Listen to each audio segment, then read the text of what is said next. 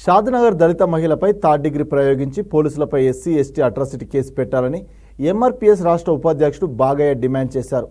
కాగా రంగారెడ్డి జిల్లా షాద్నగర్ అంబేద్కర్ కాలనీకి చెందిన దళిత మహిళ సునీత ఆమె భర్త భీమయ్య కొడుకు జగదీష్ను పోలీసులు కొట్టిన విషయం తెలిసిందే. కామారెడ్డిలో సమావేశంలో ఆయన మాట్లాడుతూ సమాజంలో స్త్రీలకు రక్షణ లేకుండా పోతుందని చెప్పారు.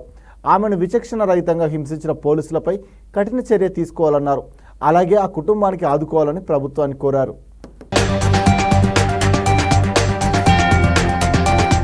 24న రంగారెడ్డి జిల్లాలో షాదీనగర్ అంబేద్కర్ కాలనీకి చెందిన ఒక దళిత మహిళ సునీత, ఆమె భర్త భీమయ్య, కుమారుడు 13 సంవత్సరాల జగదీష్ షాదీనగర్ అంబేద్కర్ కాలనీలో చోరీ జరిగిందని అనుమానంతో పక్కింటి అయిన నాగేందర్ అనే వ్యక్తి ఆ ముగ్గురుపై ఫిర్యాదు చేయడం జరిగింది.